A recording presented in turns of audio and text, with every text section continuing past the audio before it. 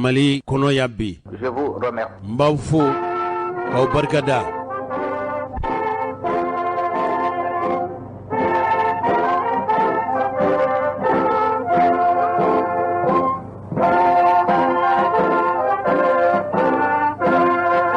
An balimaw nin ye Mali jɔnjɔn de ye.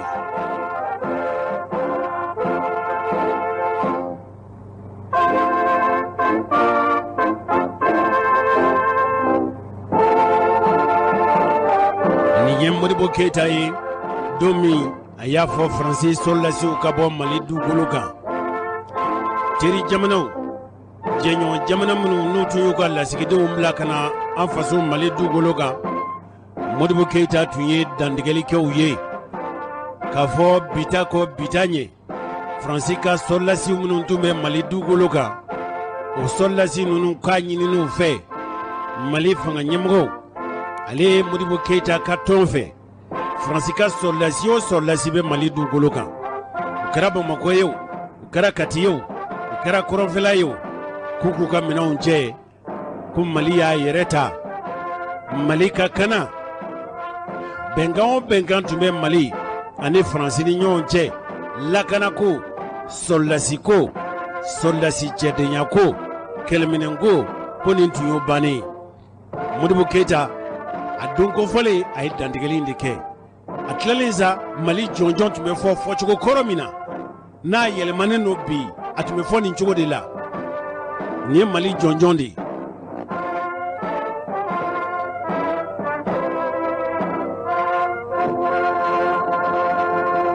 An balimaw, Modibo Keita ale tun ye Mali jamana ɲɛmɔgɔ kɔrɔ ye. Modibo Keita tun ye mɔgɔ ye mɔgɔ min fɛn caman tun bɛ se ka fɔ a ma. Jalaki dɔw tun bɛ se ka k'a la, o ye tiɲɛ, sabu an ka maakɔrɔbaw bɛ yen ne ni minnu sigira ka kuma. Olu ye fiɲɛ min sɔrɔ Modibo Keita ka fanga na, o tun ye diyagoya fanga fiɲɛ. Ka maaw karaba k'o don da fɛ, da min ni u t'u ni ɲɔgɔn da ye, kɛrɛnkɛrɛnnenya min ye Malidenw ye. Ka fanga tun ka karabali baaraw ka jugu kosɛbɛ. N ye cɛkɔrɔbaw caman ɲininka, musokɔrɔba dɔw bɛ balo la bɛ. Olu y'a jira k'a fɔ ni a y'a sɔrɔ Modibo fanga komi anw ye denmisɛnw ye, Modibo fanga ma kɛ an caman ɲɛna. N'i ye kɔlɔsili kɛ, ni Malidenw ta bɛ 100 o 100, a ka ca ni maa 60 bɛ min si tɛ tɛmɛ san 55 kan. O mɔgɔ mɔgɔ dun ni si ma tɛmɛ san 55 kan bi, a ka gɛlɛn kɛ ka se ka fɛn fɔ Modibo ko la. I kɔni y'a mɛn mɔgɔw da. Nka Modibo ko ye fɛn min ye, anw caman bɛ bi anw tɛ fɛn dɔn a la. Modibo Keita jɔnni don. Caman bɛ anw na bi i n'a fɔ Basilaw. Olu tɛ Modibo Keita kumakan dɔn fo n'a fɔr'u ye k'a kumakan filɛ nin. Hali anw minnu ni Modibo Keita bi faatu waati min o y'a sɔrɔ an si bɛ san 5 ka se san 12 ma. Anw tɛ bɛrɛ dɔn a la. Nka Modibo Keita yɛrɛ kumakan filɛ nin ye. An k'a lamɛn. maa o maa n'i taamana bi i taara farafin jamana na i taara faraji jamana na i b'a faamu mankutu ɲuman min bɛ Mali kan Mali tɔgɔ ɲuman min bɛ yen nɔ i b'o mɛn hali an bɛ don min na bi aw yɛrɛ b'a dɔn farafin jamana caman bɛ yen nɔ wali u y'u yɛrɛ sɔrɔ nka yɛrɛ sɔrɔ tɔgɔ don hali bi farajiw de b'u ka kɔɲɔ ɲɛnabɔ an bɛ don min na bi jamana kabila min mɔgɔw bi yan nɔ n'u nana Mali kɔnɔ k'an k'u dɛmɛ ni hakili ye k'an k'u dɛmɛ ni miiri ɲuman ye min b'a to u bɛ se k'u yɛrɛ sɔrɔ wali n'u bɛ se k'u ka faso dilan a cogo la a bɛ maa kabila 5 bɔ hali ni Ala sɔnna a ma kalo kura jamana dɔw minnu ni u marabagaw bɛ kɛlɛ la u b'a fɛ k'u ka ɲɔɲɛ kɛ an fɛ yan Bamakɔ min b'a to n'an bɛ se k'u sɔn hakili la o tuma o kɔrɔfɔ kɔrɔ ye mun ye o kɔrɔ ye k'an bɛ don min na bi farafinna jamana caman bɛ yen nɔ a bɛɛ ɲɛ sinnen bɛ Mali ma n'i taara faraji jamana na mankutu ɲuman de fana bɛ yen nɔ o de kosɔn an tɛ dɔgɔkun kɛ an tɛ kalo kɛ ni faraji jamana dɔ ma ci sama an ma k'a fɔ ko an k'an ka mɔgɔ dɔw ci ye k'an ka député dɔw ci yen nɔ k'an ka gouvernement mɔgɔ dɔw ci ye k'an ka tɔnden dɔw ci yen nɔ a b'an ka jamana bɛ cogo min na an ka taa cogo jira u la n'u fana b'olu fɛ yen nɔ an ka o ye o tuma k'an k'a dɔn mɔgɔ jamana ni Ala ye o tɔgɔ duman d'i ma a ye doniba sigi kun dɛ o tuma an k'an gɛlɛya an ka se a doni kɔrɔ an dun bɛ taa doni kɔrɔ cogo di an ka to an ka barika don a la an ka jamana an y'a baara daminɛ sira min kan an ka to o sira kan n'a y'a ye dukɔnɔmɔgɔw bonya bɛ dukɔnɔmɔgɔw kan i b'a sɔrɔ dukɔnɔmɔgɔw de kan bɛnnen bɛ nka ni bɛn tɛ du kɔnɔ ni kɛlɛ bɛ yen nɔ mɔgɔw bɛ du cɛ k'u bila ɲɔgɔn na o tuma du bɛ tiɲɛ du bɛ jɛnsɛn dugu bɛ ten sanko jamani o tuma mankutu ɲuman min banna tɔgɔ ɲuman min banna n'an b'a fɛ ka sabati a ka mɛn sɛnɛ dɔ de ka fara a kan o tuma an ka dɔ fara an ka cɛsiri kan faso jɔli la faso dun a sinsinnen bɛ mun kan cɛkɔrɔba y'a fɔ aw ye jamani o dugu o a bɛɛ sinsinnen bɛ mun kan guwa du hakili bala anga makoro ya fanye korole dina damne tuma awa dugu caman be no ala yu halaki u halakira muna longe de tunjara eno fo mo yina na sobe ko fo mo yina ala koko otma namba kanga jamani todma min bala okatwala anga tanyere la de anga se anfali segola nama tanyere la nama tanfali segola ni muso ye wali chewloje ka nyinu chewko ni chewi nyana muso ka wali muso loje a otma longe na barika anga jamani kan puru na nagasi du na nagasi den golo na wolo otma jamani be sike ko dum ala man kisiroma akan ka do anga tonyo de na e sariya sigi ne makani do fola kisan ni chekura ya fese sawiye bata ko kelembe no kolo silibaw ya fanye mao mani tesi farsugola itesi nugula ni tesi nugula ikanka sifuri minke ikanka bara minke ikanka bunu minke be sala ni de serebe munke ibe tabalita ibe fobalifo otma ikiranka lutigelaye tonjugo pempe beno abebi sorela otma anga se anyerela munambo fawye ekwai da senama makan da serama antumbe frajo ka marakono anga hadamare ya chama beno anga tira chama beno ni anga folom otun tugule mbala anga bini anyabla maran koso o anga tego made anga folom otun te lay dutnye no tunye kuma mi foka foku kanye ni obe sadu betu kanga ni tunye kalfa duma ubseka tora ubseka dese ubseka kalfa ma abada ni tunyi wuteme ukama gola ne atunga nu tunga ka konga trima uba nyini ala fa ala magoka suma sanu ka deseka ukala idu time nga ame do minadi ojogo chamambe no abe mamu na mancha ni tara se mama ka foko mako tora ni benga mbi magonye ni kalo saramba keta imana magodla ita etu abe sange sanfla ke atas ay kuma minta akala kle odun o mankan otma be min ni awfe praje jugu munum dana no kera sababu ye anya nanga jugu manko anya na frafina dambe ko fo anya frafin mbla anya frafin ke chi mina be chi to be ko panga odeye anga telikode bawu ya mara praje ya mara bu mara ko ka horonya ka bonanta ede bu mara ko ya bula ka timanka de ya mara de ko ba taw fere ka ya mara ni mara ko ni golew de keleke minan tumbe ulubolo no tumbe ambolo abada te kamara otma amanga ka an shala gusi amanga kanga wole lagusi amanga kan yere lagusi ka foki golo finendo o korate ko awa juli mi be fraje la ko juli tila ko hakili be fraje la ko hakili tila ko miri be fraje la ko miri tila fraje sera ka fin fait la ni fere ni ala sonama frafuna pendla mi ka gilo frafuna penda mi temene mboka otima angana frafuna boko de ganye mun kolosi ambalma dobe ni fin fait mabo fraje la o kera mirio o kera barayo te barka dola la ni fin fait boru yere fe o kera mirio o kera barayo be nyigala otima ni nyigiro la imanyigi o bara la imanyigi o mirila ishia de la imirila ire de la otmi na yere kode ambalma ni tunyi Modibo Keita yi ayi kuma caman fabi ni kuma nunu lame basila emi yere be lameli la o munu yi démission yi ka ko on yi doni sabu Modibo Keita yi fen caman fo nganga foli be ka nyesi barabukum ma sabu mi Modibo Keita ka kuma nunu ni fen caman yi radio nyeta yere be kiwaro caman lase o kuna bawni o kibaru ya nunu caman be ale bande mola be fere ke dabanani na barabukum ni ce onga basila ene nyona démission munu ni aw bebe jado nere démission nga mo be nyo nyeshila anga makorobaw be mama shi temena sambi euro kambi mama si temena sambi duru ni duru kambi ambo jate makorobaw fe ka damine minu shi sambi duru ni duru foka se sankeme mabi olu bese ka chaman fo Modibo kola Modibo ni maminu ye barake nyon fe no ye sekutere nunu ye aw hakili bala anga donki waru temene nunu na Modibo Keita atunye sekutere tanun kosobe ako sekutere ka jamana kira jamana minnu be ko ndonda mana mbo fe ni sanu ni wari olu de jagoya kan sama ka bo France bolo kan sama ne ka bo France bolo France nana jagoya garanteta ko nyeshi sekutere ka jamana ma on bideu on kembe ka nazara ke France kaw nazarau klublew je frajew on kembe ka nunu nda inafo nunu nye wali nyuman dombagaw de inafo nunu nye mogo mnu nyuman kelaw do o de la na on kamana gwana bi an ga famaw laje bi bani ni an ga famaw laje bi ka kunu famaw laje ibado ka fo kunu famaw tun kun kembe ku kun hakeya nazarau kungolola u dona lokol kilna u yekalan gelenge man fusanu ye hadamadinyana bi kodon chugo mu yira bi kodonte anga makoro tunya ye ka fo manifin hadamadi iteke foye fini yere sona ikake mi oni ko yere ma horonye fika ke ma domane ma kisede ma chesirlinde donc be anga ma obi kalanka jien donia o besoro nga utise ka foye dlaw yere nu utege jante ku biri nazraw ye ka yelauka ulu kembe nazraw ka falike badi chugo min kadi o bu giri Chers camarades, Excellence, au nom de l'Union soudanaise RDA, Union soudanaise RDA Togola, j'adresse nos félicitations les plus chaleureuses aux camarades travailleurs pour le magnifique défilé qu'ils viennent d'exécuter et qui nous a fait passer de si agréables heures. Cette démonstration qui est assez indicative de l'importance du syndicalisme en République du Mali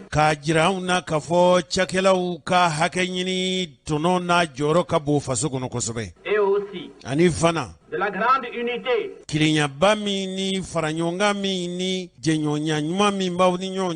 des travailleurs est pour nous pleine d'espoir dans les perspectives qui s'offrent à notre parti pour la construction du socialisme.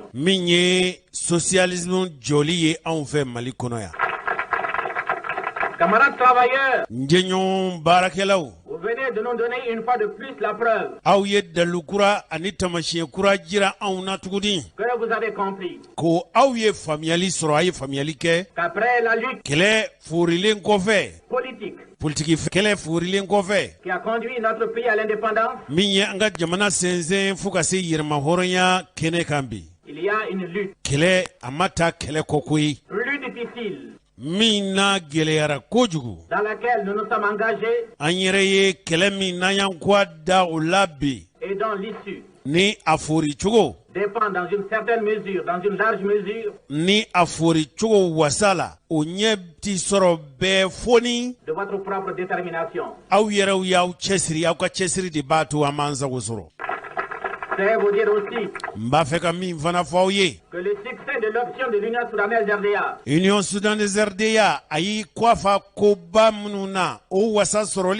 dépend de vous. Parce que le défilé a démontré tout à l'heure que vous tenez entre vos mains les secteurs les plus importants de la vie de la République.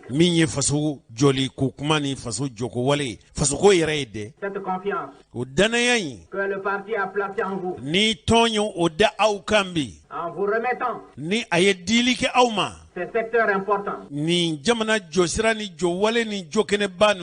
et le témoignage de votre grande conscience de militants et de travailleurs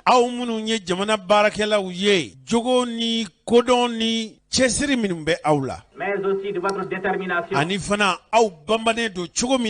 à ce que notre socialisme ne soit pas ce socialisme que l'on proclame un peu partout à travers l'Afrique, mais qui correspond en réalité à la bourgeoisie camouflée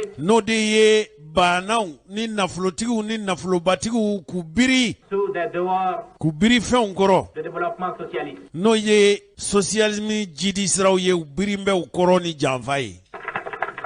Vous avez donné également la preuve, camarades,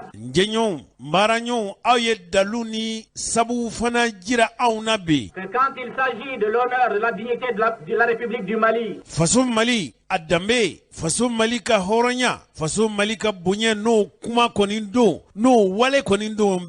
et quand il s'agit d'affirmer votre solidarité à l'égard des couches les plus défavorisées,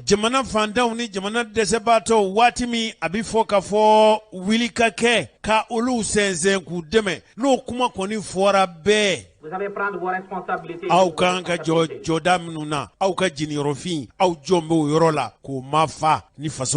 tanu ye. Je ne citerai que pour preuve n bɛ dalu kelen dɔrɔn de fɔ. la taxe civique à laquelle courageusement vous-même aw yɛrɛw fasoden ɲumanya waleya minnu n'aw yɛrɛw y'o ta n'aw yɛrɛw ka hɔrɔnya ye. vous avez accepté de vous imposer. aw sɔnna k'aw jeniyɔrɔ fin a ka kɛta ye min ye k'o mafa. La taxe de solidarité ɲɔgɔn dɛmɛ ni ɲɔgɔn sɛnsɛn ɲɛnajɛ minnu en faveur de nos frères refoulés du Sénégal. an balima minnu n'u gwɛnna ka bɔ Senegal a ye magwɛn wale minnu ta k'olu sɛgɛrɛ. Et aussi ani fana toutes les restrictions aw y'aw yɛrɛw kɔniya k'aw yɛrɛw bali fɛn minnu na que le parti a estimé ni tɔn y'a miiri k'a dɔn k'a fɔ o ni kɛli ka kan devoir n'o ni wale ka kan vous imposer et que d'ailleurs vous avez accepté quelquefois demander n'o o karabara aw kan nka waati dɔw la ni o laɲini a n'o fasoden ɲumanya wale bɔra aw yɛrɛw la pour que les charges des couches les plus défavorisées cogo min minnu bɛ yen n'olu ye mɔɔw ye minnu ye dɛsɛbaatɔ ni kolibaatɔ ni maadegunɲɛw ye jo bɛ se ka bɔ olu ka dunni na cogo min puissent être allégées. dɔ bɛ se k'a fiɲɛya ka bɔ u ko na donni na cogo min.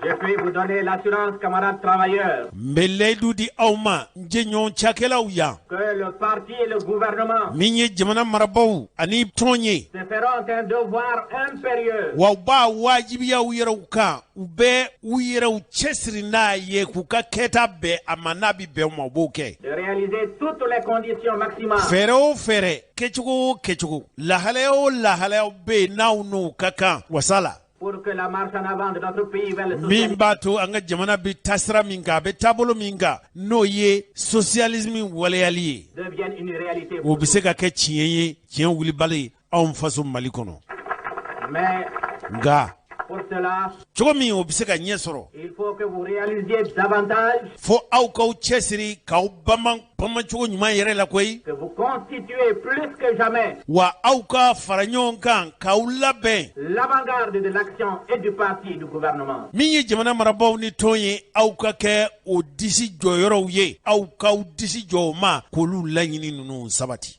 Le 1er mai doit être pour vous 1er mai ka kan ka kɛ don ye aw bolo l'occasion de dresser le bilan jamana ka kan ka jatew de kɛ ko minnu kɛra fo ka se o don kofɔlen ma k'o jatew n'o fɛsɛfɛsɛliw kɛ. de votre action personnelle aw yɛrɛw kelen kelen na aw yɛrɛ bakun ye min kɛ dɛ dans les chantiers, jamana jɔyɔrɔ wale kɛnɛw kan dans les bureaux, cakɛbuw kɔnɔ dans les champs, forow kɔnɔ partout où vous vous trouvez. yɔrɔ o yɔrɔ n'aw baarakɛlaw bɛ yen fo aw k'o de waleya o jate de minɛ k'aw yɛrɛw fɛsɛfɛsɛ dɛ Pour qu'à vous-même, cogo min aw yɛrɛ bakun vous puissiez vous dire si vous avez pleinement aw rempli yɛrɛw bɛ se k'a fɔ aw yɛrɛw ye n'a y'a sɔrɔ aw y'aw jeniyɔrɔ fin a ka kɛta ye min ye k'aw y'o kɛ dɛ votre tâche et votre devoir. aw ka baara ani aw ka ca aw kan ka min kɛ aw k'o kɛ. Le 1er mai doit être également pour vous mɛ kalo tile fɔlɔ kan ka kɛ fana aw ye don ye un examen de conscience. ka aw yɛrɛw fɛsɛfɛsɛ aw diinɛ n'aw ŋaniya a ye min kɛ jɔn jɔn dɛ aw k'aw yɛrɛw lɛrɛ wuli dɛ Et vous devez vous demander si pendant l'année écoulée, aw ka kan k'aw yɛrɛ ɲininka san tɛmɛnenw na vous avez été exact, ni aw kɛra misali ɲumanw ye vous avez été assidu, ni aw kɛra maa cɛsirilenw ye maa kɔnɔjɛlenw ye faso baara la vous avez donné le maximum de a vous-même y'aw jeniyɔrɔ fin k'aw seko n'aw damajira kɛ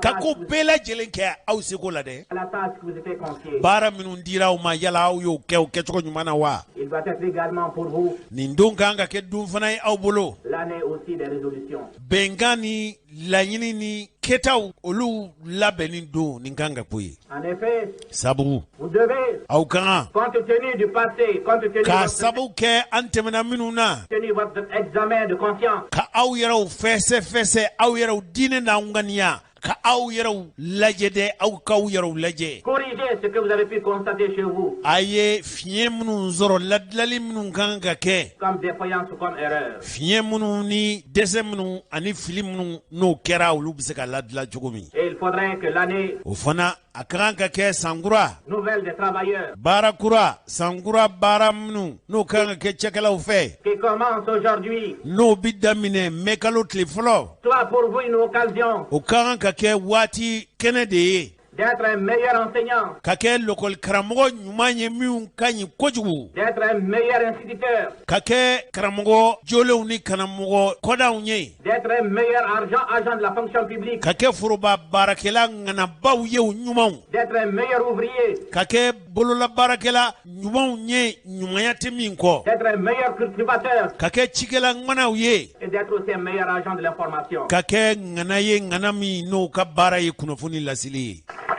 Camarades, n jɛɲɔgɔnw baarakɛlaw, c'est en apportant chaque jour diɲɛ don o don ca minnu bɛ kɛ aw fɛ des victoires sur nous-mêmes, ka wasa sɔrɔ an yɛrɛbakun kan, sur nos faiblesses, sur nos an erreurs, ka fiɲɛw na an fagoyɔrɔw ka olu ladila, que nous ferons un pas de plus anw ka taa ɲɛ o taama senda de y'o ye, vers le socialisme. ka socialisme sɛgɛrɛ kɔni, Parce que le socialisme, sabu min ye socialisme ye ce n'est pas, o tɛ fɛn wɛrɛ ye koyi, comme on peut le croire, i n'a fɔ a bɛ jate k'a miiri minnu fɛ, surtout quand il s'agit kɛrɛnkɛrɛnnenya ni waati min na a bɛ fɔ de le construire, ka dilali kɛ, que le socialisme se construit dans la facilité. k'a fɔ mɔgɔ minnu b'a fɔ ko socialisme bɛ dilan namara ni musalaka la wa, u ye nkalon de ye. Il ne se construit pas dans la facilité. Ayi, socialisme tɛ dilan nɔgɔya ni musalaka kan dɛ. Dans les années premières, il faut savoir serrer la ceinture. A daminɛ fo mɔɔw k'u cɛsiri k'u banban k'u sɛbɛkɔrɔ.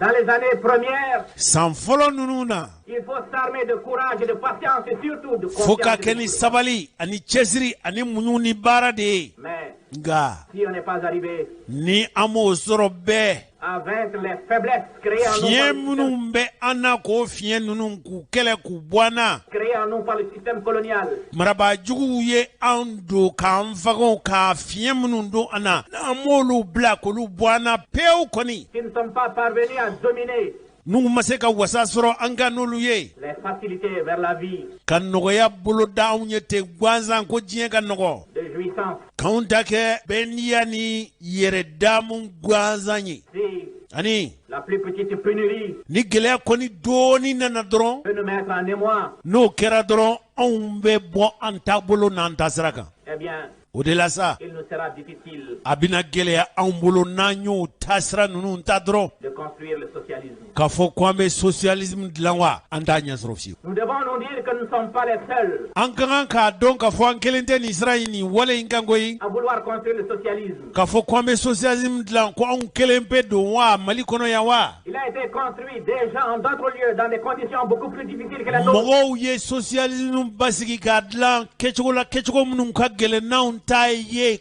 kojugu. Ces peuples-là ont réussi parce qu'ils ont O été armés jamanadenw de sera k'u ɲɛ sɔrɔ u ta la sabu u y'u banban de. Pourquoi nous aussi, peuple du Mali, O tuma malidenw munna an tɛ se k'an ta ɲɛ sɔrɔ de. peuple courageux par essence, Anw minnu ye maa cɛsirilenw ye, an minnu ye maa bamanenw ye, munna anw t'an ta ɲɛ sɔrɔ dɛ. peuple attaché à sauvegarder sa fierté et sa Anw dignité. minnu ni anw gwasalen don n'an yɛrɛ ye, anw minnu ye hɔrɔnw ye, anw minnu ye danbetigiw ye, munna anw tɛ se k'an ta ɲɛ sɔrɔ dɛ. Et sa dignité. Anw minnu ni anw wasalen don n'an yɛrɛ ye, na anw ye hɔrɔnw ye, munna anw tɛ se k'an ta ɲɛ sɔrɔ dɛ. Peuple attaché à Anw minnu sirilen don n'an ka défendre coûte que coûte son indépendance. Pourquoi nous aussi nous réussissons jamana la hɔrɔnyali, anw minnu bamanen don ko anw mana bɔ hali n'anw ni bɛ t'o la, ko anw n'o kɛlɛ kɛ, munna anw tɛ se k'an ta ɲɛ sɔrɔ, munna?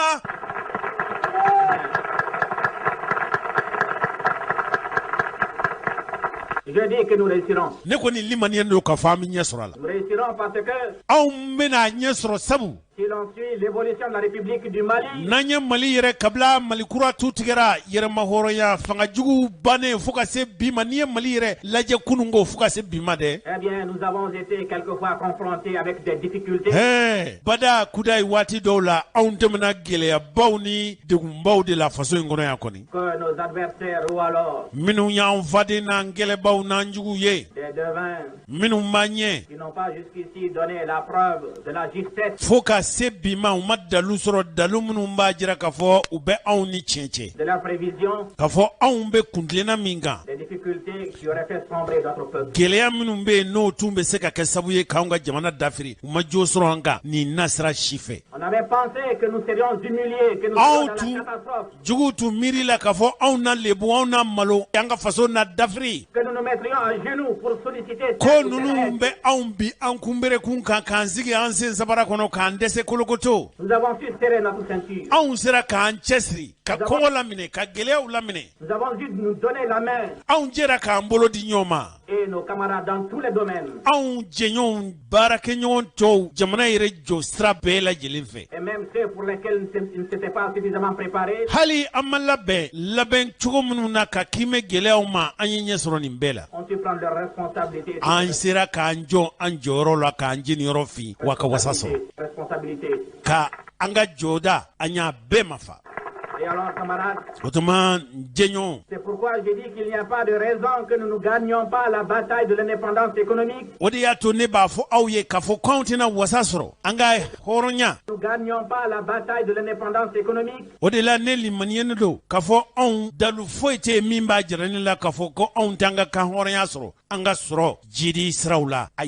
Et que aussi nous ne gagnons pas la bataille de la construction socialiste. Nous gagnerons. Parce que nous sommes avec vous, camarades travailleurs. Et vous venez de donner la démonstration la plus pour ceux encore chez lesquels peuvent exister le moindre doute. Que vous êtes décidés plus que jamais à aller de l'avant pour que le socialisme malien Mali socialisme devienne une réalité. Pour terminer, camarades, je vous donne l'assurance honneur de l'Union soudanaise qu'aucune difficulté ne nous fera reculer. Je l'ai dit et redit. Et je le répète encore une fois. S'il y a encore parmi nous ou parmi nos collaborateurs qui peuvent croire que telle ou telle difficulté se met sur notre voie,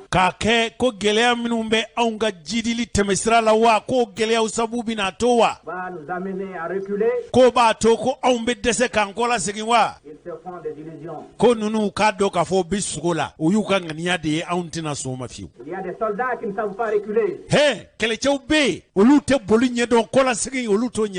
y a des soldats qui préfèrent mourir sur le champ de bataille plutôt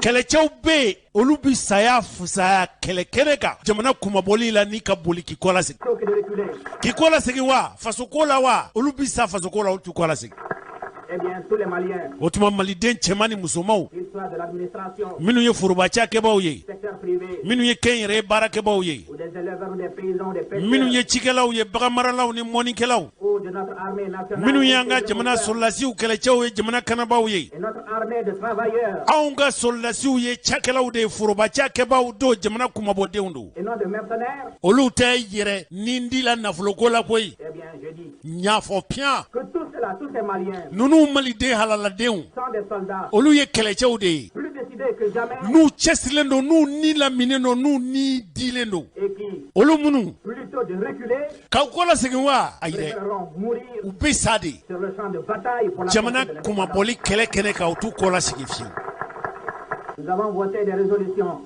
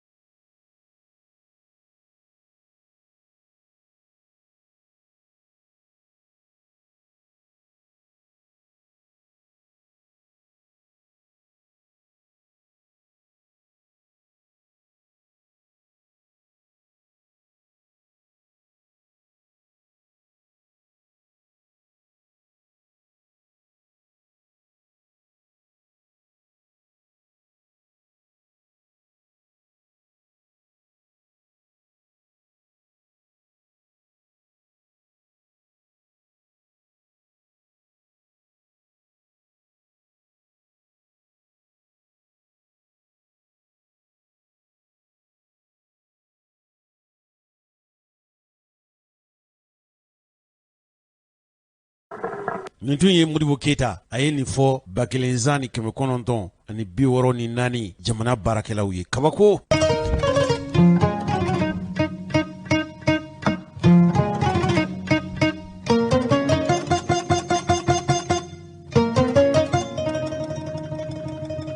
An balimaw a ye nin kuma ninnu lamɛn, kuma ninnu kɛra nanzarakan de la. An kɔni y'a lajɛ kuma ninnu bɛ se ka bayɛlɛma bamanankan na ka da mun kan. Nin ye kumaw ye kuma minnu a bɛ ɲini ka san 50 bɔ bi. A dɔgɔyalen kɔni ye san 40 ni kuma ninnu kɛra. N'a fɔra k'a fɔ n'i y'o kuma ninnu lamɛn bi, bamananw bɛ kuma dɔ fɔ, tiɲɛ kuma a tɛ kɔrɔ dɛ. Maa minnu ye jamana in baara, u ye cɛsiri minnu kɛ, hakilina ɲuman minnu bɛ u la an k'o ta. A ko maa o maa n'i ko i bɛ kɔrɔlen datugu, k'o kɛ jakumabɔ ye k'o datugu, a ɲuman fara a juguman kan. E ye maa ye maa min bɛ jamana nin de bɔ a la. Ni nin tɛ jamana min na, o tɛ jamana ye. Modibo Keita ye fɛn min fɔ kuma na, ale ni maakɔrɔw bɛ yen bi minnu bɛ se ka seereya fɔ n'a bɛɛ tɛ ɲuman ye. Nka a ye kuma minnu fɔ kɔni, hakili la a bɛ hakili jagabɔ kumaw bɔ. Dantigɛli ye hakili jagabɔ kuma de ye bi. Modibo Keita ye fɛn minnu fɔ, olu filɛ de.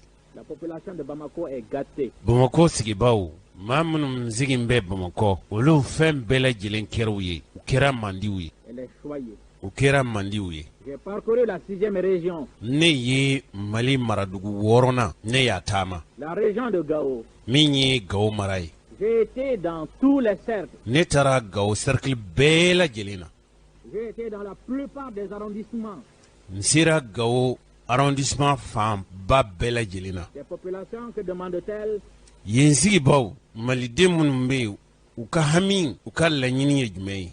De la Cretonne. U bɛ Cretonne de fɛ. De la Percale. U bɛ Percale fɛ ninnu ye finiw ye. Elle parle de Guinée. U bɛ kɔgɔ de sɔrɔ, u bɛ kɔgɔ de fɛ min bɛ bɔ la Guinée. Du sucre. Ani sukaro, Du thé. thé, Du riz. malo, Du mil. ani ɲɔ. Ces populations, dès l'instant qu'elles ont ces articles de première nécessité, Gao sigibaaw, maliden minnu bɛ yen, u ka hami ye nin minnu ye, n'u y'olu sɔrɔ ka ban, sont satisfaits. u wasalen don. Eh bien, à Bamako, Nka min ye Bamakɔ yan ye sa, il y a des maisons en dur. simansow bɛ ka jɔ. On continue à en construire. Diɲɛ don o don sokurajɔ bɛ sen na. Les commerçants, les fonctionnaires, les travailleurs, Min ye julaw ye, min ye baarakɛlaw ye, il s'agit d'aller dans les limites extrêmes de la ville n'i sera Bamakɔ yɛrɛ dugu dondaw la, pour voir surgir d'un peu partout des maisons en dur. n'i sera Bamakɔ dondaw la, i bɛ sokura jɔlenw ye, dakabanasow caman jɔlenw ye. Appartenant à des fonctionnaires, à des travailleurs, à des commerçants. Min ye Mali baarakɛlaw, fonctionnaires ani commerçants ta ye. Mais malgré tout, on continue à se plaindre. Nka o n'a ta bɛɛ lajɛlen, kuma wɛrɛ tɛ Bamakɔkaw da, damakasi ni hami ani gɛlɛya ko kuma fɔ, ani gɛlɛya ko kuma kɔ. Malgré tout, on continue à prêter une oreille attentive à ceux qui, dans leur pays, ont fait une option tout à fait contraire. O yɛrɛ dama tɛ ko ye, jamana minnu bɛ yen n'olu kuntɛnnaw ta minnu n'an ka kuntɛnnaw tɛ kelen ye, ninnu ka damakasikan ye olu ka damakasi kumaw de. Qui consiste à l'exploitation de la majorité de la population par une minorité. O dun tɛ fɛn wɛrɛ ye, jama fanba ka hakɛ, jama fanba dahirimɛ, maa damadama kɛn bɛ k'o kɛ nemuruba ye, k'o bɛɛ u kelen d'a ma, ka jama ka hakɛ ntaraki ka b'u bolo. Et qui continue à faire écraser cette majorité par la puissance d'argent d'une minorité. Baara wɛrɛ tɛ u la, u ka nafolotigiya kama, u bɛ k'u tintin, jama fanba, u bɛ ka u ka hakɛw ntaraki, k'i sen da olu kan. Il s'agit de circuler à Bamako pour voir. Ni maa o maa n'i taamana Bamakɔ i bɛ ninnu ye. Les rues bitumées, d'autres rues qui le seront, de voir un peu partout des fontaines installées. Ni yaalala Bamakɔ i bɛ sirabaw dilanlen, i bɛ jibontow dayɛlɛlen ye. De voir un peu partout l'éclairage électrique. Ni yaalala Bamakɔ fan bɛɛ lajɛlen fɛ kuran yeelenw bɛ yen. Et de voir un peu partout les climatiseurs et les frigidaires. Bamakɔ yan i bɛ climatiseurs ni frigidaires glasi dilanlaw ye. Et ce sont des commodités. Nin bɛɛ lajɛlen ye n bɛ n diya fɛnw ye. Que les populations de la 6e région en particulier et des autres régions en général ne connaissent pas encore. Ni nin taara an ka Mali fan wɛrɛw fɛ, kɛrɛnkɛrɛnnenya min ye Mali maradugu 6nan ye ka se Mali yɔrɔ tɔw la, nin manja, nin lafiya fɛn ninnu tɛ sɔrɔ ye. Cependant, elles ont droit à ces commodités au même titre que les populations des autres régions. K'a sɔrɔ Mali marayɔrɔ tɔw, Bamakɔkaw, lafiya, bɛndiya minnu n'aw b'o la, Mali yɔrɔ tɔw bɛɛ lajɛlen fana n'u ka kan nka u m'o sɔrɔ. Parce que comme les populations des autres régions, i n'a fɔ mali maradugu tɔw elles se sont battues, elles ont lutté. olu fana ye kɛlɛ de kɛ mali dugu wɛrɛw ye kɛlɛ kɛ i n'a fɔ bamakɔ y'a kɛ cogo min Elles ont souffert, u ye degun sɔrɔ i n'a fɔ bamakɔ ye degun sɔrɔ cogo min elles ont accepté des sacrifices u sɔnna ka diɲɛ ko dɔw kɔ k'u nin di pour que notre parti triomphe cogo min an ka politigitɔnw a bɛ se ka setigiya sɔrɔ et pour que nous ayons aujourd'hui la direction des affaires du pays. olu de y'a to bi ne fanga jamana ɲɛmɔgɔya a taara k'a di anw ma Par conséquent, o siratigɛ la sa j'estime ne miiri la qu'il est temps et grand temps waati de sera sa que la population de Bamako se min ye réunisse bamakɔkaw ye et u k'u yɛrɛ sache minɛ apprécier à sa juste u k'a valeur dɔn baara min les kɛra efforts considérables que cɛsiri les min partis kɛra de jamana gouvernement marabaaw fɛ ont fait en sa faveur. ka se olu ka Le hɛrɛ fait sɔrɔ qu'on raconte fɛn minnu bɛ yen n'o b'i lakali socialisme, k'a fɔ ko min ye socialisme ye quand on est engagé dans le socialisme, n'a fɔra k'a fɔ ni maa o maa i ye socialisme kuntilenna ta on ne croit pas en Dieu, i dan tɛ alako la fiyewu i dan tɛ alako la tun on est mécréant. i ye kafiri de ye Je dis que ce n'est pas vrai. n b'a fɔ k'a fɔ kuma tɛ tiɲɛ Et je soutiens fermement bɛɛ limaniyenen don n'a ye qu'un bon musulman, un musulman convaincu, un musulman pratiquant, mɔgɔ min n'i ye silamɛ ye silamɛ hakika silamɛ min ni lamininen don ni silamɛya ye n'i bɛ silamɛya waleya a waleya cogo ɲuman na il est plus que socialiste, que nous recommande la religion. C'est que lorsque nous mangeons à notre voisin qui meurt de faim, que nous recommande la religion. silamɛya bɛ mun fɔ an ye C'est que lorsque nous mangeons à notre faim, ni i bɛ dumuni kɛ ka fa e kɔni ne bɛ dumuni sɔrɔ ka fa kaban que nous avons le voisin qui meurt de faim, n'a y'a sɔrɔ i sigiɲɔgɔn kɔngɔ bɛ ɲini k'a fa que nous partageons avec lui. fɛn min b'i bolo balo la i n'a k'a tila ɲɔgɔn fɛ Lorsque nous sommes habillés, n'a y'a sɔrɔ e fɛrɛ bɔlen don finiko la lorsque nous sommes bien habillés, n'a y'a sɔrɔ e fɛrɛ bɔlen don finiko la le voisin qui meurt de froid, ne a y'a sɔrɔ i sigiɲɔgɔn nɛnɛ bɛ ɲini k'a fa que nous acceptions de lui donner un pan de notre boubou. i ka diɲɛ i ka duloki i ka donfini i ka diɲɛ ka dɔ di a ma Eh bien, c'est ça, la réalité de la religion musulmane. o de ye silamɛya tiɲɛ yɛrɛ yɛrɛ yɛrɛ ye Donc, un musulman convaincu, profondément convaincu, mɔgɔ min n'i ye silamɛ ye n'i ka silamɛya tɛ dakun na a bɛ dusukun ni kɛwale la ne peut être que socialiste i tɛ se ka kɛ fɛn wɛrɛ ye f'i ka kɛ socialiste ye et même être plus que socialiste, car que le socialisme, c'est que chacun puisse vivre à la sueur de son front. sabu i tɛ kɛ socialiste ye fiyewu ka tɛmɛ socialiste yɛrɛ kan sabu silamɛya bɛ fɛn min fɔ o ye hadamaden i ka balo i wɔsi la Voilà ce que nous voulons. an bɛ fɛn min fɛ o ye nin de ye Ceux qui travaillent, minnu bɛ baara la qu'ils soient payés en fonction de ce travail. u ka minɛ n'u ka baara u bi sɔrɔ min u bi cɛsiri min kɛ u ka tɔnɔ sɔrɔta ka bɛn o ma Et qu'ils soient justement payés en fonction de ce travail. a bi baara min kɛ a ka sara ni tilennenya ye a ka hakɛw ye min ye o ka d'a ma Afin qu'ils puissent vivre. cogo min a bɛ se k'a ka maaya sabati cogo ɲuman kɛ Voilà ce que nous voulons. an bɛ fɛn min fɛ o ye nin de ye Pas autre chose. an tɛ fɛn wɛrɛ nɔfɛ koyi Nous n'encouragerons pas la paresse. anw tɛ mɔgɔw ye maa minnu fogobanciya k'u kolokolo wa anw t'o mɔgɔ ye Nous n'encouragerons pas la fainéantise. dɔkɛbaliya baarakɛbaliya anw tɛ kɛ u kokɔrɔ donbaa ye Je sais qu'il y a une rumeur qui court qui dit n bɛ a kalama k'a fɔ duguduguma kuma dɔw bɛ sen na nous avons certains camarades, quand ils voient des camarades construire, ils leur disent bon, construisez, eh bien, nous allons tout nationaliser. an ye kuma dɔw mɛn k'a fɔ an jɛɲɔgɔn dɔw b'a fɔ mɔgɔ minnu b'u ka sow jɔli la u b'a fɔ ye a y'a ka sow jɔ n'a y'a ka sow jɔ laban bɛ minɛ aw bɛɛ lajɛlen na k'a kɛ foroba ye Je sais qu'il y a d'autres qui disent à certains camarades, ah, vous êtes en train de faire des champs. n b'a kalama k'a fɔ an teri dɔw bɛ yen an jɛɲɔgɔn dɔw bɛ yen u bɛ ka toɲɔgɔnw aw de bɛ ka forobaw bin wa Eh bien, nous allons tout nationaliser. an b'a bɛɛ lajɛlen minɛ u la ka kɛ foroba ye Eh bien, je dirais que ceux-là n'ont rien compris au socialisme. n bɛ fɛn min fɔ mɔgɔw ye aw kɔni aw ma foyi faamu socialisme la Parce que certains, sabu au dɔw lieu de dispenser leur argent, de prodiguer leur argent, yanniw k'u bolola nafolow k'a kɛrɛnkɛrɛn yanniw k'u cɛw siri ka hakili ɲumanw sɔrɔ dans des soirées au cours desquelles ils boivent force rasade de whisky et de bière, baara wɛrɛ tɛ maa minnu na ka diɲɛ denyaw kɛ su fɛ ka dulɔw ni wisikiw min k'u ka nafolo bɛɛ tiɲɛ u la certains olu dɔw perdent leur argent à détourner les femmes d'autrui. baara wɛrɛ tɛ u la nafolo min bɛ u bolo k'o nafolo kɛ ka walimusow kunna tiɲɛ Pendant ce temps, vous avez d'autres o waati kelen na i b'a sɔrɔ dɔw bɛ yen qui se serrent la ceinture, minnu b'u cɛsiri qui ne mangent que ce dont ils peuvent avoir besoin. u tɛ fɛn wɛrɛ dun fo hajiw kɔnɔbara hajiw bɛ fɛn minnu na dɔrɔn qui règlent leur vie. Munum be u ka hadamadenya dla cogo ɲuman na k'u bɛrɛ bɛn u ma kɛ tiɲɛnikɛla ye. Qui limitent leurs besoins vestimentaires. Munum n'u Qui b'u suppriment tout ce qui est superflu. minnu b'u denw finiw ka na damatɛmɛ kɛ o la fɛn o fɛn bɛ yen ni kun tɛ olu kɛli la fo yɛrɛyɛrɛ gansan minnu b'o wale ninnu dabila. Qui économisent minnu n'u b'u ka sɔrɔw kɛrɛnkɛrɛn pour pouvoir se construire des maisons, cogo min u bɛ se ka sibon sɔrɔ k'o jɔ u yɛrɛ ye. pour pouvoir créer des champs. minnu bɛ yen ka forobaw bin u yɛrɛw ye siniɲɛsigi la.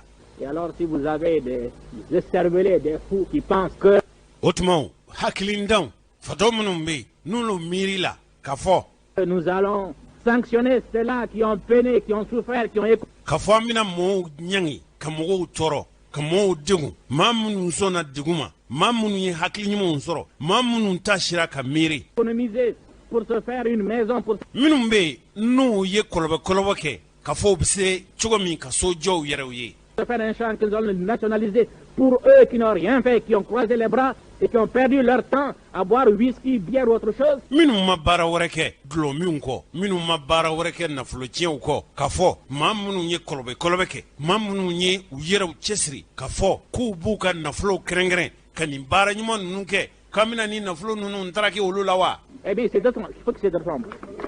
fo ka u k'u yɛrɛ bɔ fili la o hakilina min b'u fɛ o hakilina tɛ sabati fiyewu. Ce serait là encourager la paresse. n'an y'o kɛ an kɛra fugariya baarakɛbaliya yɛrɛdɔnbaliya an kɛra o kolokolobaw de ye. Et nous ne Ni- sommes pas prêts d'encourager la paresse. ayi anw kɔni tɛ mɔgɔ ye maa minnu musalaka ka fugariya dɔkɛbaliya ka kɛ o kolokoloba ye anw tɛ k'o maa ye fiyewu. Mais ce que nous sanctionnerons aussi, an kɔni bɛ fɛn minnu bɛ yen n'an bɛ kɛ olu ɲangiba ye olu ye mun ye. c'est la spéculation. yuruguyurugu ka jagoya gɛlɛya wuli sugu la k'a sɔrɔ tiɲɛ tɛ. Quelle est-elle dans le domaine de l'habitat? i n'a fɔ siyɔrɔ bonko C'est que lorsqu'on a une concession, waati min e ye so kelen sɔrɔ i yɛrɛ ye quand on a une grande famille, qu'on a deux concessions, duba bɛ mɔgɔ minnu bolo n'olu sera ka du fila sɔrɔ u yɛrɛ ye qu'on ne veuille pas se contenter et qu'on se serve de ces relations e t'i wasa don o la fo jɔyɔrɔ min ni setigiya min bɛ o bolo o sabu kama o dɔrɔn kama e bi de ces moyens financiers nafolotigiya min b'i bolo k'i banban n'i ka nafolotigiya ye pour avoir 3, 4, 5, 6 concessions, fila m'e wasa fo 3, 4, 5, 6 b'e bolo alors qu'il y a d'autres, des familles nombreuses, k'a sɔrɔ du bɛ yen du minnu u ka dudenw ka ca nka siyɔrɔ kelen a t'u qui sont bolo en location depuis des années, olu minnu bɛ location na a bɛ san caman bɔ bi u bɛ mɔgɔw ka duw kɔnɔ sara la n'arrivent pas à abriter leur maison. C'est ça olu ma se k'u ka denbaya kundonyɔrɔ sɔrɔ que nous ne voulons pas.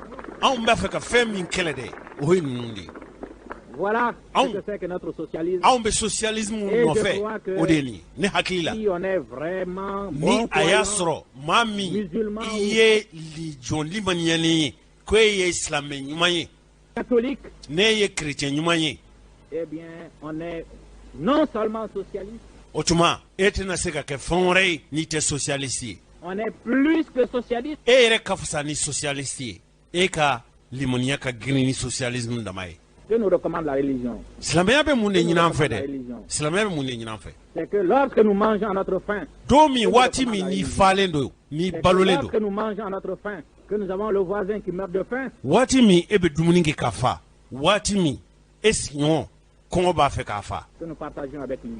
i kan ka tilali kɛ de n'o kan k'i ka balo tila ɲɔgɔn fɛ i ka dumuni aw kan ka tila ɲɔgɔn fɛ Lorsque nous sommes habillés, n'i labɛnnen don donfini na lorsque nous sommes bien habillés, n'i que labɛnnen nous don avons ko le ɲuman don voisin qui meurt de i froid, sigiɲɔgɔn fura b'a kɛ que nous ɲɛnɛ b'a fɛ k'a acceptions fa de lui donner i kan ka un duloki pan de kura notre boubou. i ka duloki dɔ d'a ma Eh de bien, c'est ça, o de ye la réalité de la religion o de musulmane. ye silamɛya tiɲɛ yɛrɛ Donc, ye un musulman convaincu, profondément convaincu, maa o maa n'i ye silamɛ hakika ye peut-être que socialiste, e tɛ se et ka même fɛn wɛrɛ ye peut-être plus que socialiste socialiste. wa i ka Car que dit le socialisme, c'est que chacun puisse vivre à la sueur de son front. socialisme yɛrɛ ye mun ye bɛɛ lajɛlen ka se ka balo i halala la cogo min Voilà ce que nous voulons. an bɛ fɛn min ɲini o Ceux de qui ye travaillent, baara qu'ils soient kɛ payés en fonction de ce i bɛ travail baara o baara kɛ et qu'ils soient justement payés en fonction de ce travail. i ka baara min n'i b'a kɛ n'i bɛ sara i ka sara i ka hakɛ ye min ye ka baara cɛsiri ye min ye tɔnɔ min b'a la i ka sara n'o tɔnɔ ye Et je crois que si on est vraiment bon croyant, ne hakili la maa o maa n'i ye silamɛ hakika ye i t'a tɛ dala fɔ dama ye a b'i dusukun na musulman ou catholique, n'i kɛra kerecɛn ye o i kɛra silamɛ ye o i kɛra kerecɛn ye o eh bien, on est non seulement socialiste, i ye socialisme de fɔlɔ ye on est plus que socialiste puisqu'on accepte de partager i tɛmɛlen don socialisme yɛrɛw kan o sabu i jɛna ni tilali ye ala ye fɛn min nɔgɔya ye ce que l'on possède fɛn min b'i bolo avec quelqu'un qui n'y a nul droit. ka tilali kɛ maa ye ka tilali kɛ i ni maa cɛ maa min ka sɔrɔ tɛ u bolo Et cette mise au point faite, o dantigɛli tɛmɛnen kɔfɛ sa j'attire l'attention des camarades, n b'aw hakili lajigi ko dɔ la n jɛɲɔgɔn surtout des camarades des coopératives de consommation. aw minnu ye somiyɛkisi baarakɛlaw ye Le succès de notre option socialiste kuntilenna minnu b'an bolo n'o ye socialisme kuntilennaw ye dans les grands centres dépend essentiellement de ses camarades. o baara sabatili n'o sabatibaliya u bi bɔ aw de la Il ne faut pas, a kana kɛ fiyewu sous le couvert de relations ou d'amitié, k'a kɛ nin ye n jɛɲɔgɔn ye nin ye n teri ye nin ye n zoma ye que la gestion de ces coopératives de consommation o somiyɛkisi ninnu o baarakɛyɔrɔ ninnu o baara kɛli ne soit pas contrôlée. k'a fɔ ko a tɛ kɔlɔsi a kɔnɔ yɛrɛ nɛgɛw la dɛ Le contrôle n'exclut pas la confiance. kɔlɔsili dannaya n'an bɛ karisa la u tɛ k'a fɔ ani kɔlɔsili man kan ko ye Il faut donc que ces coopératives soient régulièrement contrôlées. wajibi de don nin baarakɛyɔrɔ ninnu kan ka kɔlɔsi diɲɛ don o don À l'improviste, quelquefois, ka cun ka waati dɔw yɛrɛ la koyi ka taa lajɛ u bɛ fɛn min kɛ duguba la u sigi n tɛ ni waati min ye ka taa u sɛgɛsɛgɛ ka t'u lɛrɛ wele et ce sera pour les camarades responsables, pour les camarades qui gèrent o bɛna kɛ sa aw minnu ye nin yɔrɔ ninnu a mara bɛ aw minnu bolo la meilleure garantie contre la tentation. a bɛ kɛ sabu ye sitanɛ tɛ don aw la foyi tɛna aw nata tɛna aw nɛgɛn hakililatigɛ tɛna aw bila fili la Et il faudrait également éviter que ces coopératives deviennent des magasins de spéculation. a kana kɛ fiyewu somiyɛkisi ka feere yɔrɔ ninnu o kana kɛ yurugu ni ŋanamu ka taa feere fɛnw dogo ka fɔ a banna ka sɔrɔ a ma ban cogo min a da bɛ se ka gɛlɛya somiyɛkisi kana kɛ o yɔrɔ ye fiyewu Parce qu'on a un frère ou un parent qui se dit commerçant alors k'a sabu kɛ n balima wala n zoma dɔ ye a b'a yɛrɛ wele k'ale ye jula ye k'a sɔrɔ qu'il n'est pas, nous connaissons les commerçants. k'a sɔrɔ jula tɛ minnu ye jula ye mali kɔnɔ ye an b'olu dɔn Nous connaissons ceux qui faisaient le commerce depuis 10, 15 ou 20 ans. an bɛ dɔɔnin kɛ maa minnu bɛ julaya kɛ mali kɔnɔ a bɛ san 10 san 20 a b'o bɔ bi an b'olu julaw dɔn Mais depuis que la spéculation a essayé de s'introduire, kabili ka feerefɛn dogo gɛlɛya bɛ se ka na cogo min kabila o don n'an jogow la kaban certains qui faisaient autre chose mɔgɔ dɔw tun bɛ yen baara wɛrɛ tun b'u la ca wɛrɛ tun b'u la ont abandonné leurs occupations u y'u ka baaraw bila pewu pour se transformer en commerçants k'aw yɛrɛ yɛlɛma k'u kɛ julaw ye et élargir le nombre ka julaw hakɛw caya ka na gɛlɛya don julaw yɛrɛ ka baara la de ceux qui pratiquent le commerce. minnu bɛ yen n'u ka baara ye julaya ye ka na olu ka dahirimɛ ka na a lanɔgɔ Donc, o il est siratigɛ la temps pour nous waati de sira sa d'éliminer du secteur du commerce maa minnu bɛ yen n'u tɛ jula hakikaw ye k'olu sama ka bɔ an senkɔrɔ les spéculateurs minnu tɛ jula ye dɛ nka ka diyagoya gɛlɛya k'o kɛ taɲinikɛlaw k'olu sama ka bɔ an senkɔrɔ qui ne sont pas des commerçants, olu tɛ jula ye koyi mais qui sont plutôt des voleurs. olu ye zonw de ye Des voleurs qui vivent justement sur la pénurie que l'on peut constater pour olu ye sonw de ye son minnu taɲini wɛrɛ cogoya wɛrɛ tɛw la ka fɛnw sɔngɔ damatɛmɛ yɛlɛ u bɛ se k'u ta sɔrɔ cogo min tel ou tel article. Des voleurs qui vivent sur la paresse de certains camarades ni zon minnu taɲinikɛla minnu u ka taɲini bi sɔrɔ an jɛɲɔgɔn dɔw k'a fago b'an ciya fɛ qui, au lieu de se déranger pour venir au magasin témoin ou bien à la coopérative de consommation, wulu minnu kan ka wuli ka taa somiyɛkisi la ka taa sanni kɛ salaya b'a to olu bɛ ban ka taa sanni kɛ o feere yɔrɔ ninnu na préfèrent faire aller dans la maison obscure ka taa so dibilenw kɔnɔ ka fɔ u bɛ taa sanni kɛ o yɔrɔ pour la acheter ka deux feere fois plus cher ka sanni kɛ sɔngɔna sɔngɔ min ka qu'ils auraient pu gɛlɛn trouver k'a plus sɔrɔ facilement dans les magasins témoins et dans les sɔngɔ ɲuman minnu bɛ se ka sɔrɔ u fɛ somiyɛkisiw kɔnɔ u tɛ taa sanni kɛ yen coopératives de consommation. Eh bien, ceux qui font cette pratique, minnu b'o baara kɛ qui vendent au fond des maisons, minnu b'a ce sont feere ceux-là qui sont sojuw les kɔnɔ spéculateurs. olu Ils de ne ye sont pas ŋanamu-ŋanamukɛbaw ye Et contre cela, olu le parti a min déjà y'an ka pris tɔn certaines ye mesures. fɛɛrɛ tigɛ n bɛ Nous an les fɛ rendrons plus rigoureuses. an bɛ fɛɛrɛ Parce ninnu que gɛlɛya pour les jeunes pays qui ont accédé à l'indépendance, i n'a fɔ le jamanaden danger, le minnu grave bɛ yen danger, c'est la gɛlɛya spéculation. minnu bɛ jamanaw sɔrɔ o ye yuruguyurugukɛbaw ye Il suffit que quelques éléments s'y mettent. sɔngɔ damatɛmɛ yɛlɛn gɛlɛn nka n t'a ɲin'a la o de ye kɔlɔlɔ se jamanaw ma jamana minnu n'u y'u ka hɛrɛma ye hɔrɔnya ta tɛ furancɛ janbɔ Pour que la contagion venant, o jogojuguya mana kolokolo de sa que même les responsables au sommet minnu yɛrɛ bɛ yen n'o ye jamana ɲɛmɔgɔbaw ye a bɛ don olu fana jogo la arrivent à succomber. Et alors à ce moment, ce sera la catastrophe. n'o kɔni kɛra kaban a kɛra jigilatigɛ ye sabu an bɛɛ lajɛlen na kɔlɔlɔ sɔrɔ a ko la C'est ce qu'il nous faut éviter. an ka kan k'an yɛrɛ tanga ka bɔ olu de ma Et donc, c'est un défi. nin kɔni ye cɛsiriwale de daminɛni y'an fɛ an ka kan ka gɛlɛya min wuli Nous affirmons que nous sommes indépendants.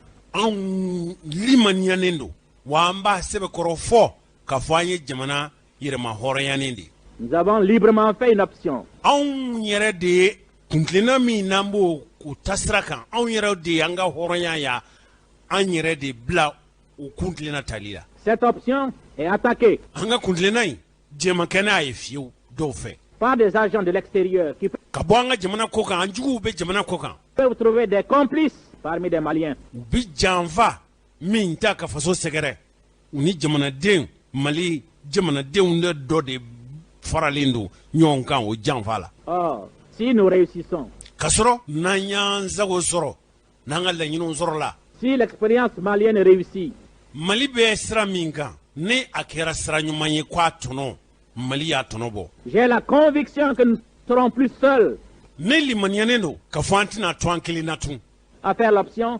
nin kuntilenna in kan koyi Tous les autres États africains, farafinna jamanaden tɔw minnu wala jamana tɔw minnu bɛ yen quels qu'ils soient, olu minnu fana tɔ tora seront obligés de passer a par bɛna là. wajibiya Ils olu veulent kan éviter u à ka leur tɛmɛ an ka pays tɛmɛ sira kan min b'a to u ka jamanaw fana u bɛ wasa sɔrɔ les subversions, les révolutions, les coups d'État. jamanaw birisa ɲagami fangaw firili fangaw ntarakili jamanadenw ka muruti que les États africains sont en train de connaître à l'heure actuelle. n'a kunsinen don farafinna jamanaw ma bi an bɛ don min na i ko bi Parce qu'un peuple qui a faim, sabu jamana min ni kɔngɔ b'u la un peuple qui vit dans la misère, jamanaden minnu u bɛɛ sɛgɛn jugu kɔlɔlɔ jugu bololankolonya jugu jamanaden minnu ni misikinɛw don et qui constate que ceux qui ont la charge de le conduire n'u o jamana ninnu nana limaniya diɲɛ don o don k'a fɔ minnu y'u ka ɲɛmɔgɔw ye u ka jamana mara bɛ mɔgɔ minnu bolo u yɛrɛ nuɲuru bɛ jamana marabaa minnu bolo vers le bonheur, vers la prospérité, n'olu de ka kan ka ninnu sama ka taa hɛrɛ ani jedi ani ɲɛta sira kan n'ont aucun souci de sa misère. n'olu tɛ ka hami ni jamanadenw ka degun jugu n'u ka sɛgɛn jugu ye gɛlɛya jugu minnu bɛ jamanaden ninnu kan ni nin ɲɛmaa ninnu tɛ hami n'u tɛ jɔrɔ n'u hami ninnu ye Ne souffre pas de sa misère. n'u tɛ hami ni jamanadenw ka sɛgɛn jugu dimi tɛ u la n'a kɛn tɛ k'u u ni degun n'a kɛn tɛ ka limaniya tila u la Et vivent dans une opulence insultante. o jamana marabaa kelen ninnu n'a yera k'a fɔ olu degun foyi t'u kan diɲɛ hɛrɛ bɛɛ lajɛlen kɛn bɛ ka jamana kɛ nimuruba ye k'a bɛn u kelen d'a ma Ces peuples-là, quelle que soit la mise en place des forces de sécurité, o jamana sugu o jamanadenw hali n'i y'u don sansara kɔnɔ hali n'i ye nɛgɛjɔlɔkɔ don u sen na hali n'i ye marifa de da jɔ u la ka kɛlɛcɛw wuli k'a fɔ i b'u ba dɛbɛ gosi n'u ko cincungi quels que soient les moyens de répression dont on pourra faire usage, hali n'i ye juguya kisɛ bilen hali n'i ye takisɛ de ta k'a da u tigɛ ces peuples-là seront obligés de se soulever. a bɛna wajibiya o jamanaden suguw de kan se t'a la a mɛn o mɛn na muruti i ka fanga ma C'est ce que l'Afrique va connaître. farafinna bɛna o donw de ye don nata ninnu na ne modibo keyita de y'a fɔ C'est ce que les États africains vont connaître. farafinna maraw farafinna jamanaw don nata ninnu na nin de min'u sɔrɔ S'ils n'essayent pas de corriger leur méthode de développement économique, ni farafinna jamana marabaw jamana jɔ siraw jamana jɔ fɛrɛw jamana jɔ dalilu n'u ma ladila cogo ɲuman na fɛn minnu bɛna u sɔrɔ o de ye nin il faut que si nous devons être dans la misère, si nous devons souffrir, que n'a ma ɲɛ ka fɔ farafina bɛ degun na farafindenw bɛ degun na farafin jamanadenw bɛ degun na ni jamanadenw bɛ degun na o degun kelen de kan ka ye jamana marabaaw ɲɛ kan o degun kelen de kan ka ye jamana marabaaw ka sɔrɔ la i sira maa min kungo la ni dugu jɛra i ɲɛ bilennen k'a ye dɛ. Nous souffrions tous ensemble. n'a ma ɲɛ k'an bɛ degun jamanadenw bɛ degun o degun kelen o ka se jamana marabaaw ma n'a fɔra ko jamanadenw k'u cɛsiri o ka sɔrɔ jamana marabaaw cɛsirilen don n'a fɔra ko jamana marabaaw jamanadenw a ye dɔ bɔ a ka dumuniw na o ka sɔrɔ jamana marabaaw yɛrɛw tɛ nugujugu ye jamana nafolo n'a fɔra k'a mara ka ɲɛ o ka sɔrɔ jamanadenw n'a fɔra ko jamanadenw a kana dunkojuguya kɛ o ka sɔrɔ jamana marabaaw tɛ dunkojugu ye. S'il doit y avoir la gêne, que la gêne soit pour tout le monde. Ni degun kɔni bɛ yen degun kan ka kɛ bɛɛ ka degun de ye a man ka kɛ fantanw kelen ka degun ye. Mais il ne faut pas que la gêne soit pour une majorité et que l'opulence soit pour une minorité.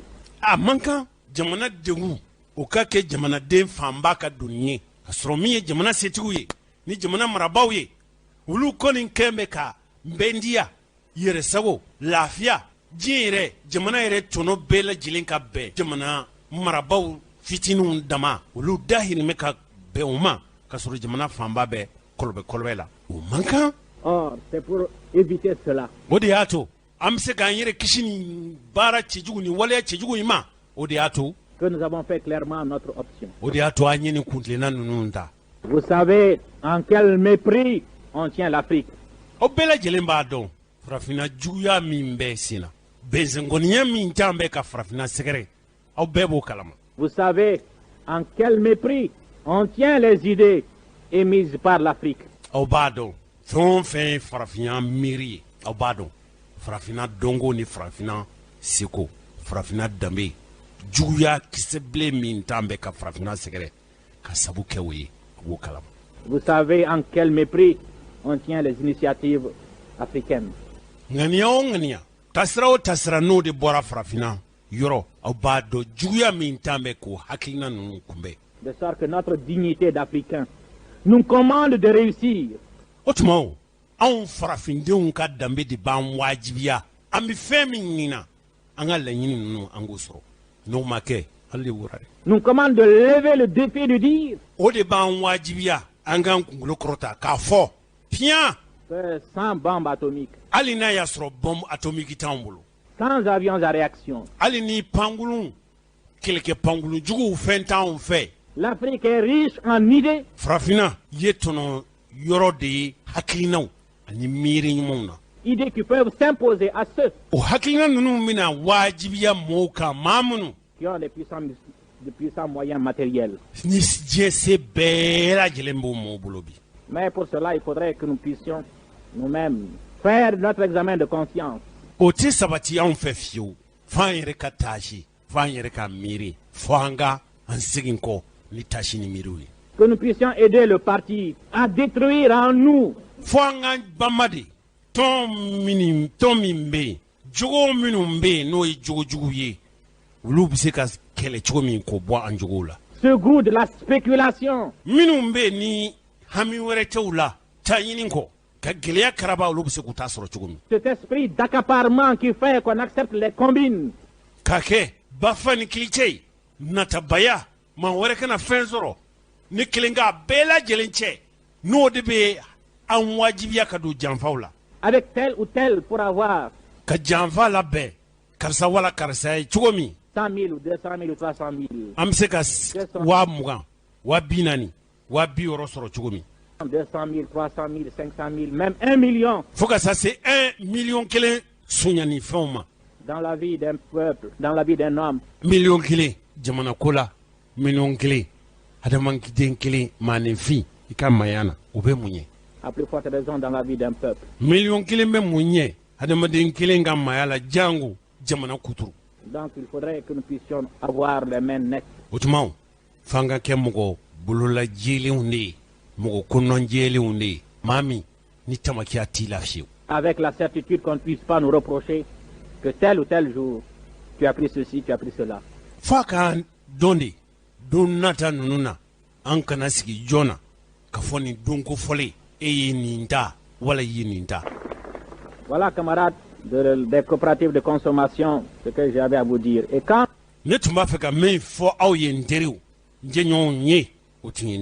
aux camarades de la SOMIEX, leur responsabilité est encore plus grande dans le succès de notre option.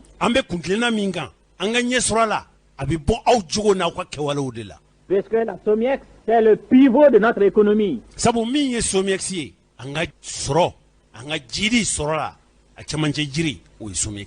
Tout repose sur la SOMIEX. La SOMIEX croule, c'est l'option qui croule, c'est toute l'équipe qui croule. C'est tout ce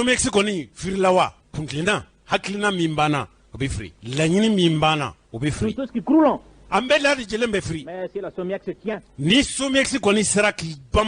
nous aidons la tenir, si nous l'aidons,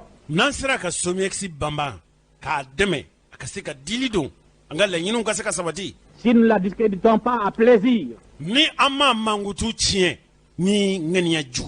si nous lui signalons avec un esprit de franche camaraderie ses erreurs, ses lacunes,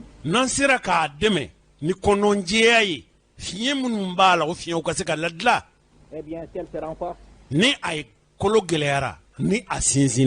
ce sera le succès de notre option. Je convie donc les camarades à comprendre ainsi leur mission vis-à-vis de la SOMIEX. Quant à ceux qui sont à l'intérieur de la SOMIEX, qui ont été recrutés selon les besoins, qui ont pu autrefois travailler dans le secteur privé étranger. Nous savons que dans ce secteur privé étranger,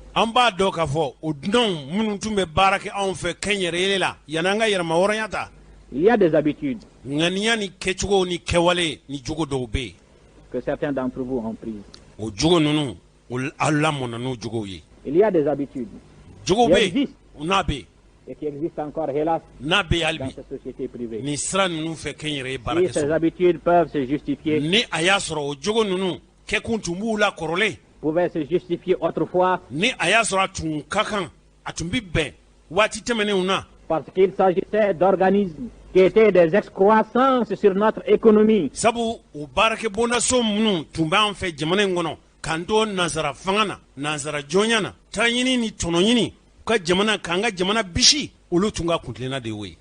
c'était des organismes qui suçaient le sang de notre économie,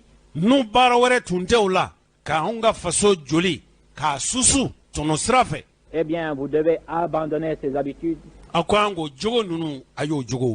et faire en sorte qu'au sein de la SOMIEX, vous puissiez être des agents intègres, d'autres soucis que le souci de la prospérité de cette société à laquelle est intimement lié le sort de notre option et le destin de notre pays.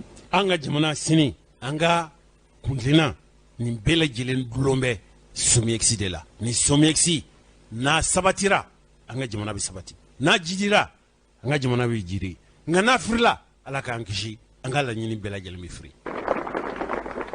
J'insiste là-dessus, camarades, parce que je vous le dis, la plaie des jeunes pays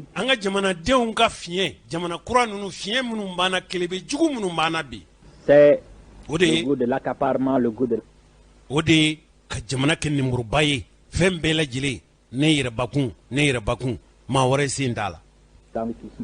si on se laisse gagner par ce goût, inévitablement on faillira. Namani jogo nunu mbla sika foi tala amina dese la nyinu ntena soro amina ke jugu sagoy. Il faut savoir dire non. Wati de sarasa anga sika afo ayi ayi lorsque ce nom permet de vous garder intact.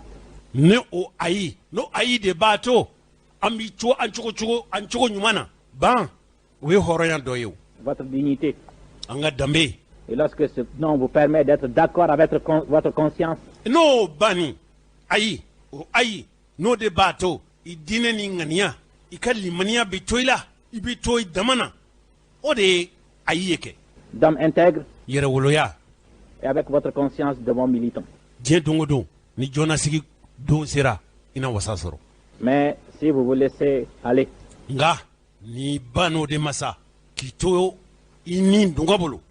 à la soif de l'argent,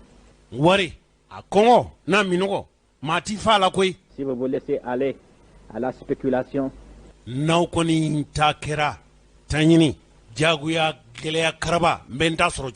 pourrez le faire pendant quelques mois, peut-être pendant 1 an, mais tôt ou tard, c'est ça. Et alors avec les nouvelles dispositions prises par le parti, ce serait pour vous la destruction de toute possibilité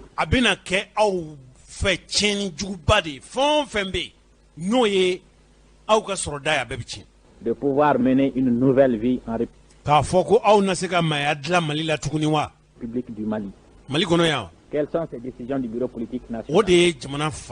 C'est que tout agent du gouvernement ou d'une société ou entreprise nationale qui aura été convaincu de malversation d'abord ira en prison. Et ensuite, tout ce qu'il a comme bien, même si c'était des biens qu'il avait acquis autrefois,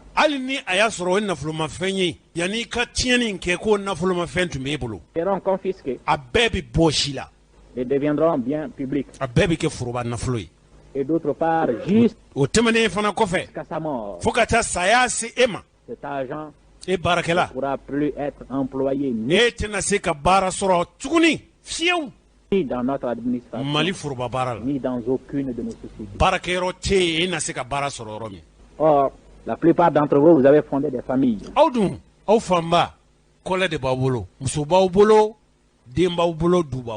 Vous avez femmes et enfants. Vous devez donc penser au sort que vous leur créez.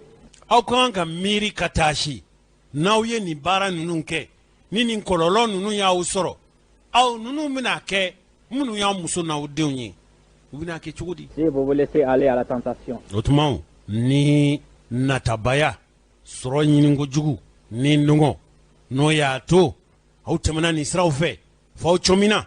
J'ai tenu à rappeler ces principes mba fe ka hakilla jigin ni tabolo nunundila ni yankantike dadi yela machukotala qui sont immuables et que nous mettrons en application, wa amina ni wale ya koi parce que sans cela il ne sera pas possible saboni ni matike fieu ni fere nunu matike kechuko foitala d'aller de l'avant, des risques non seulement pour nous-mêmes, mais aussi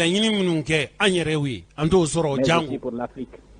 Et pour terminer, camarades, faire confiance à la République du Mali.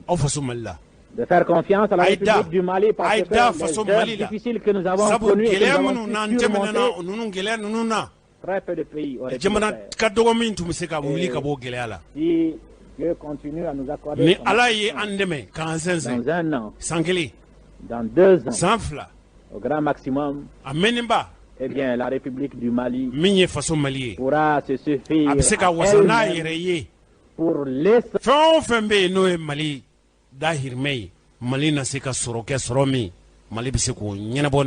l'essentiel de tous les articles de consommation que nous aurons à importer.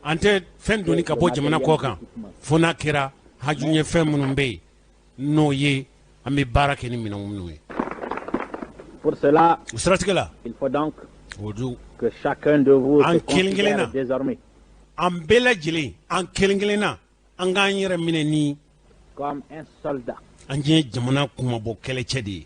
de la lutte pour le renforcement de notre option.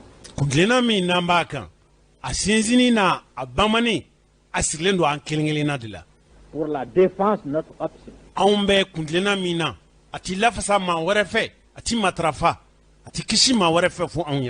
Et de n'accepter aucune complaisance. Il peut se faire que vous ayez des camarades qui ne peuvent pas comprendre certaines décisions, ou qui peuvent, dans un moment de défaillance, se laisser aller à des écarts de langage. damatema kuma na fufe. Je ne les condamne pas. Parce que la défaillance. Sabu limaniya tlali ni fagon. Tout le monde la connaît. Be fagon banchiya ke wati dola. Il n'y a pas d'homme qui, dans son existence, n'est pas connu de moments de découragement, des moments de défaillance. Mais la différence entre les hommes, c'est un moment de défaillance.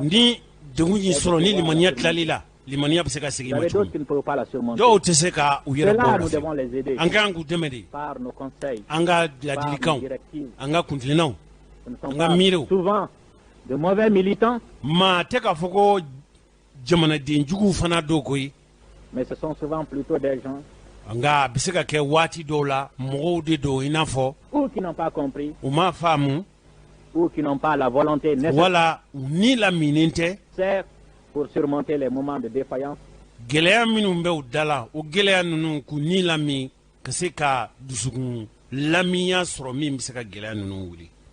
Que tout humain peut connaître. Waouh, hadamaden bɛɛ lajɛlen taalan de. An balimaw, nin tun ye Modibo Keyita ye. A ye nin kuma ninnu lamɛn, kuma ninnu kɛra nanzarakan de la. An kɔni y'a lajɛ, kuma ninnu bɛ se ka bayɛlɛma bamanankan na.